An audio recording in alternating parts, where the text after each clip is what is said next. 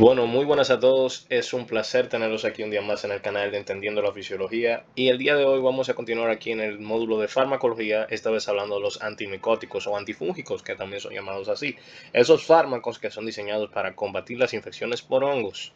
Entonces, la bibliografía es de Ryan y Dahl, la farmacología en su 10ª edición.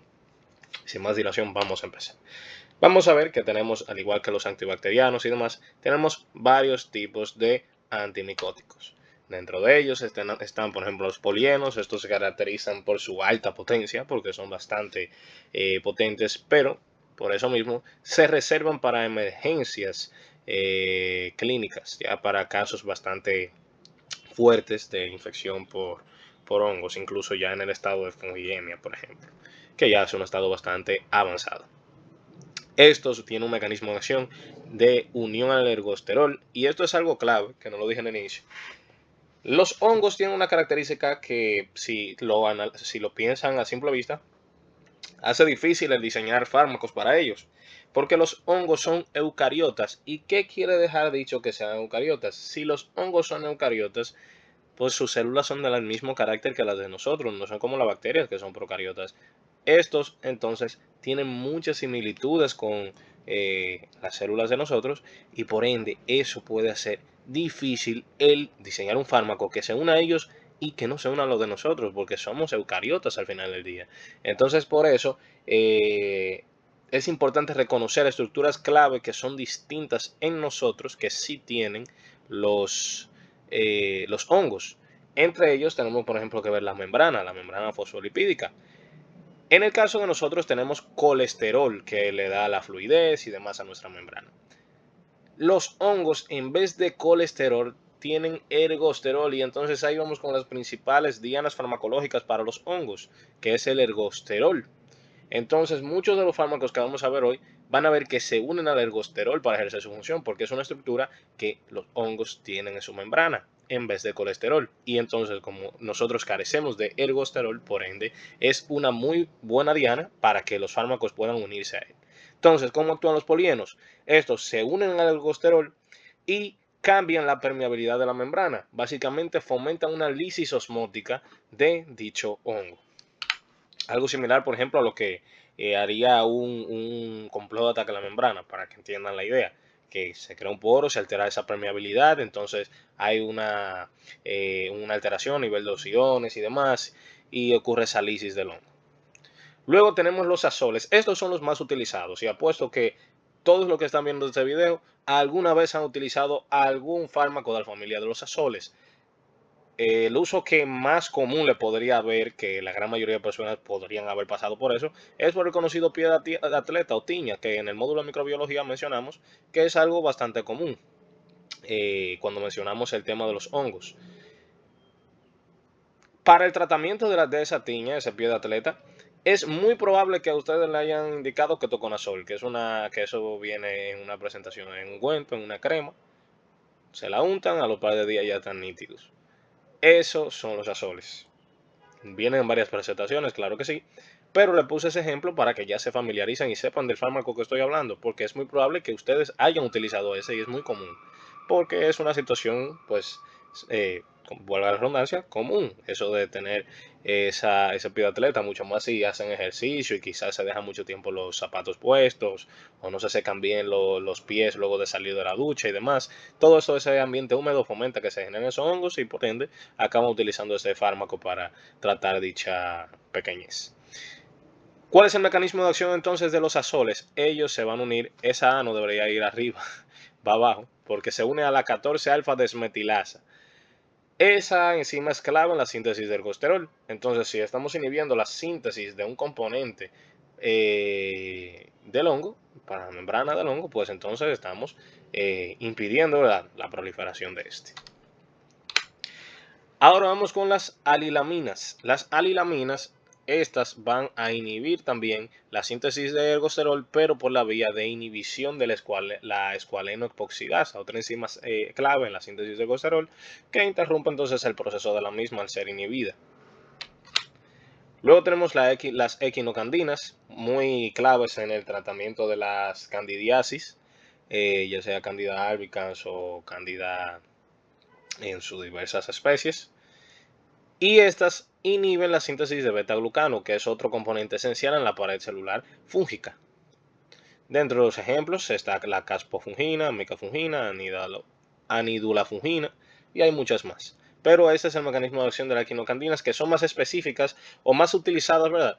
En el tratamiento de candidiasis. De hecho, su nombre ahí se puede evidenciar, equinocandinas. Ahora, hablando de fármacos específicos, porque ese ya es fármaco específico, solamente es este, está la flucitosina. La flucitosina es un fármaco que va a interferir con lo que es la síntesis de ácidos nucleicos fúngicos. Entonces, esta, pues a la vez que veíamos en el módulo de farmacología, los antibióticos, que habían antibióticos que alteraban ese material genético de las bacterias, pues así mismo lo tenemos con estos. Luego tenemos la griseofulvina, otro fármaco específico, que este entonces inhibe la capacidad de esa fisión binaria, esa mitosis que tienen los hongos. Entonces, si se inhibe esa capacidad de multiplicación de que tienen los hongos, pues se está teniendo un freno. Es una acción fungistática, si pudiéramos llamarlo de alguna forma, ¿verdad? Frena entonces esa capacidad que tienen esos hongos de proliferar. No van a poder dividirse, porque esta grisofulvina lo que va a actuar es alterando los microtúbulos estructurales que poseen los hongos y va a inhibir esa capacidad de mitosis o fisión binaria que poseen estos mismos. ¿Cuáles van a ser las vías de administración? Ya les mencioné muchas. Bueno, muchas no, de las que probablemente más conocen, que es la tópica. Ahí ven cremas, lociones y aerosoles. Ahí entra ketoconazol, cotrimazol, miconazol, múltiples más. Pero las principales que van a ver van a ser de la familia de los azoles. Son los más comunes, como vuelvo y les digo. Luego tenemos por vía oral. Ahí podemos, fíjense que también tenemos familia de los azoles. Pero como les dije, principalmente ustedes quizá han utilizado esos tópicos. Aquí entran las cápsulas o tabletas y dentro de los ejemplos podrían mencionar el fluconazol o el itraconazol. Luego tenemos los intravenosos. Fíjense aquí que aquí tenemos las anfotericinas, una de las familias de los polienos. ¿Por qué les menciono eso clave y les dije un concepto clave cuando estábamos en los polienos? Que estos son administrados en casos de infecciones bastante graves, llegando a un punto clave que es la fungiemia. Es específica para esta vía de administración y el uso de este tipo de antimicóticos es de uso preferencial cuando ya nos encontramos en un estado de infección que llegó a fungiemia, que es esa presencia de esos hongos en sangre. Entonces ahí por vía intravenosa se puede aplicar anfotericina B. Muchas personas lo que se les realiza es si tienen comorbilidades de que no pueden, pues bueno, llegar a ser administrados, pues se puede hacer un enjuagado. Todo depende el carácter de la infección, ¿verdad? Pero en esta vía de intermediación es para esos casos de emergencia. Y este tipo de fármacos específicamente, los polienos, para eso. De igual forma, las equinocandinas, en el caso de candidiasis, es por esta vía que puede ser administrado. Y finalmente tenemos los intravaginales, porque claro que sí, el conocido Candida albicans pertenece a la microbiota vaginal habitual. Lo que pasa es que el pH que se encuentra en la zona vaginal impide la proliferación de Candida albicans, permitiendo así un equilibrio. Entonces, hay antibióticos de administración intravaginal, claro que sí, para tratar diversas, no solamente por Candida albicans, pero por infecciones por hongos en esa zona. Y dentro de eso están los pesarios antimicóticos que se colocan ahí a nivel intravaginal. Ahí entra, por ejemplo, el miconazol. ¿Qué es importante saber? Recordando los mecanismos de acción que les mencioné, vamos a tener antimicóticos que van a alterar la membrana celular. Ahí entran los polienos y los azoles, que ya les mencioné, que en el caso de los polienos pues, generan esa ruptura o ese cambio en la permeabilidad y genera la lisis de dichos hongos. Los azoles, que actúan mediante la inversión de la 14-alfa desmetilasa, mediante la inhibición de la síntesis de la pared celular, ahí entran las equinocandinas. Las que interfieren en el ADN o el ARN, ahí solamente se mencionó un fármaco específico, la flucitosina. Y por otro lado, que bloquean esa mitosis o esa fisión binaria que van a poseer los hongos. Ahí entramos entonces con griseofulvina. ¿En cuáles casos están contraindicados algunos antimicóticos? Pues bueno, como era de esperarse, en el embarazo y la lactancia, muchos azoles están contraindicados. Hay muchos fármacos que normalmente tienen de características mucho, o sea, casi siempre todos los fármacos tienen algunos ejemplos puntuales que son incompatibles con el embarazo y la lactancia, porque pueden generar complicaciones a nivel del embarazo. También hay diversas condiciones que puede hacer que sea contraindicado, como la insuficiencia hepática o renal. Esto por el motivo de que pues, muchos de esos fármacos son eliminados principalmente por vía hepática o por vía renal, y entonces la toxicidad se va a ver aumentada. Por reacciones de hipersensibilidad, eso básicamente se resume en ser alérgico a alguno de ellos. Eso es pues básicamente muy lógico. Y finalmente, por diversas interacciones medicamentosas. ¿Cómo así? Si se recuerdan también, en el inicio del módulo de farmacología mencionábamos lo que era la inducción e inhibición enzimática. Múltiples azoles, entonces, son inductores de CYP450. ¿Eso qué quiere dejar dicho? Que si son inductores del CYP450, esos azoles van a alterar el uso de otros fármacos que el paciente esté administrándose, porque va a metabolizarlo más rápido, entonces no va a haber hecho nada. El antimicótico, perfecto, bien, pero el otro medicamento, pues no funcionó por esa inducción del CYP450. Múltiples efectos adversos pueden verse presentes, sí es cierto. Dentro de los más comunes entran las náuseas, los vómitos y la diarrea. Puede haber hepatotoxicidad por parte de los azoles, nefrotoxicidad, ya esto es más bien por la anfotericina B.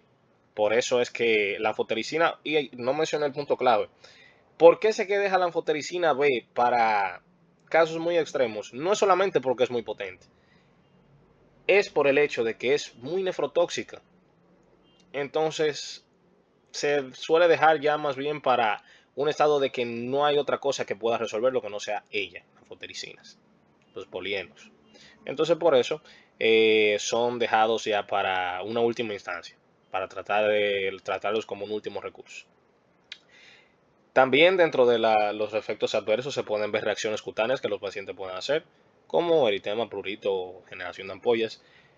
Y esto es clave, por eso es que está el punto clave de lo que mencionaba, de que al ser muy similares las estructuras de nosotros y de los hongos, por ser eucariotas, las dienas farmacológicas suele ser el ergosterol, pero obviamente hay fármacos que se salen de esa regla, como la flucitosina, y entonces podemos tener un efecto adverso de supresión de médula ósea, a raíz de esa misma similitud de que somos células eucariotas también.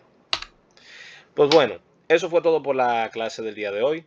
En la próxima nos vemos con lo que son los antivirales, otro grupo de fármacos bastante conocidos. Muy probablemente todos aquí presentes hemos utilizado alguno de ellos por cualquier condición viral que hayamos tenido. Entonces nada, vamos a conocer en la próxima clase cómo actúan, su clasificación y mecanismos de acción. Eso es todo por la clase de hoy. Nos vemos en la próxima clase.